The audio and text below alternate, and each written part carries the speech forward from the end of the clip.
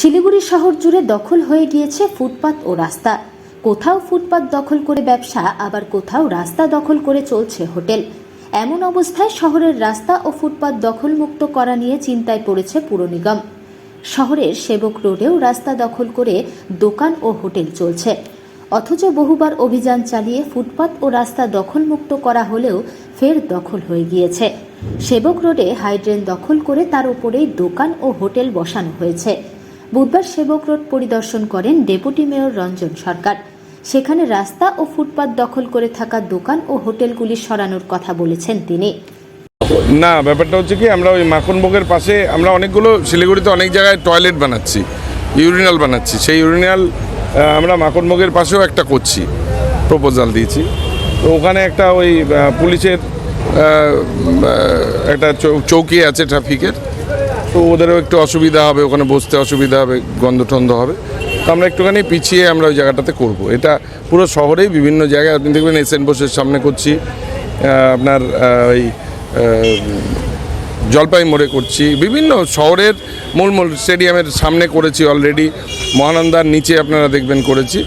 এটা করছি। পাশাপাশি হচ্ছে কি, আমাদের কাজ করার যে আমাদের প্ল্যান, যে জায়গাগুলো এখানে 2 কোটি টাকা খরচ করে যে ড্রেন করলাম, এবার ধীরে ধীরে দেখছি ওর উপরেই রান্নাবান্না শুরু হয়ে যাচ্ছে। তো একটু মানুষকে অ্যাওয়্যার করা যে আপনারা দয়া করে এই জায়গাগুলো ছেড়ে কাজ করুন, নাহলে শহরটার যে বিউটি, সত্যিকারের যে সৌন্দর্য, সেটা ঢাকা পড়ে যাচ্ছে কোনো একটা আড়ালে। তাই সবাইকে এগিয়ে এসে এর থেকে আমরা আমাদের শহর মুক্তি চাই, যানজট কমাতে চাই, এই শহরকে গ্রিন এবং ক্লিন আমরা রাখতে চাই।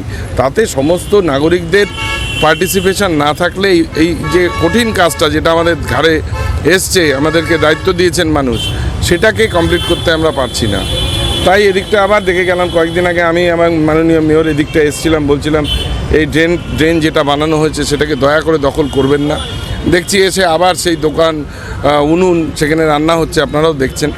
তা আমরা সবাইকে আবেদন করছি, নিবেদন করছি যে এখান থেকে এই জায়গাটাকে, এই অন্তত সেবক রোড এখনও পর্যন্ত আমরা লক্ষ্য করছি যে এখানে অনেকটা পলিউশন ফ্রি এবং অনেক জায়গা এখনও পর্যন্ত মানুষের জন্য রাখা আছে।